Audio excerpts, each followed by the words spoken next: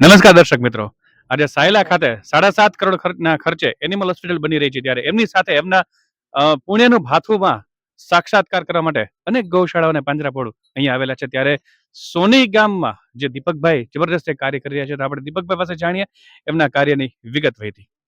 નમસ્કાર દર્શક મિત્રો. સોની ગામનું ગૌચર આશરે 115 વીઘા એટલું ગૌચર સ્પેશિયલ થીમથી આપણે ડેવલપ કરી રહ્યા છીએ. ગયા વર્ષે લગભગ 38 લાખ રૂપિયા જેટલો ખર્ચો ત્યાં કરેલો છે અને બીજા હજી 35 થી 40 લાખ રૂપિયા અંદર નાખવાના છે. ટોટલ આખો પ્રોજેક્ટ છે એ લગભગ 3.5 કરોડ રૂપિયાનો પ્રોજેક્ટ છે. એ પ્રોજેક્ટ અમે બતાવશું એને લગભગ 3 વર્ષ થશે.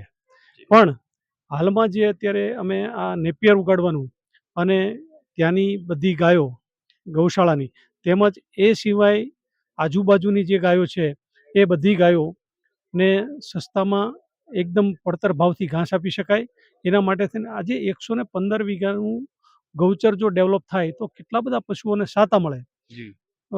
મંથનભાઈ વાત કરું તો અંદાજે લગભગ એટલી ગાયોને આપણે પોષણ આપી શકીએ કે 5-1 હજાર ગાયોને એનો ઘાસચારો પહોંચી શકે અને એટલી ગાયો જો આખી કમ્પ્લીટ થઈ જાય તો એટલા લોકોને એકદમ સસ્તા અને એનાથી એ ગામનો પણ પાછો વિકાસ થવાનો છે. કારણ કે ગામના લોકો જે છે એને માત્ર 40 રૂપિયા કે 35 રૂપિયામાં તમે 20 કિલો આપી શકો તો એ લોકોને પણ સસ્તું પડે અને એ બધા જ લોકો એ વધારે પડતા પશુઓ રાખી શકે, ગાયો રાખી શકે અને દૂધ ઉત્પાદન પણ વધે.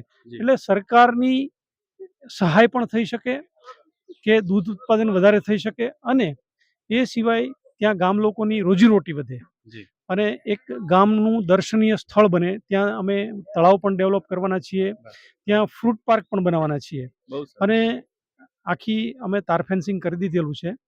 એ સિવાય એની અંદર જુદા જુદા વૃક્ષો વાવવાના છીએ. લગભગ મારા હિસાબથી 6-1 હજાર જેટલા વૃક્ષો આવે છે. તો આખું ત્યાં જગ્યા રમણીય તો છે. આપ આવો તો આપને જોવી પણ ગમશે અને લોકો માટે એક ફરવાનું કેન્દ્ર બનશે. લોકોને કંઈક પ્રસંગો ઉજવવા હોય તો એ સારા પ્રસંગો પણ ત્યાં ઉજવી શકે એવી સરસ રળિયામણી જગ્યા બનવાની છે. તો મારી તમામ લોકોને વિનંતી છે, દર્શક મિત્રોને, કે આપ સૌ એકવાર ત્યાં પધારજો ચોક્કસ અને અમારું આ ડેવલપમેન્ટ જોજો જેથી બીજા લોકોને પણ પ્રેરણા મળી શકે. આ ખાસ જરૂરી કીધું કે બીજાને પ્રેરણા મળશે તો આની કોપી થાય, એ બહુ જરૂરી છે. જી અને ચોક્કસ આ કરુણા ફાઉન્ડેશનના ટોક શો વતી મને આ એક જાહેર કરવાનો મોકો મળ્યો છે, ત્યારે હું આ કરુણા ટોક શો એનો પણ ખૂબ ખૂબ આભાર માનું છું. મારા મિત્ર એવા મંથનભાઈનો પણ ખૂબ ખૂબ આભાર માનું છું અને આ સાયલા મહાજન પાંજરાપોળના આજના પ્રસંગમાં આવવાનું થયું એ સાયલા મહાજન પાંજરાપોળનો પણ ખૂબ ખૂબ ધન્યવાદ અને આભાર માનું છું, કારણ કે મને આ વાત રજૂ કરવાનો મોકો મળ્યો. આભાર.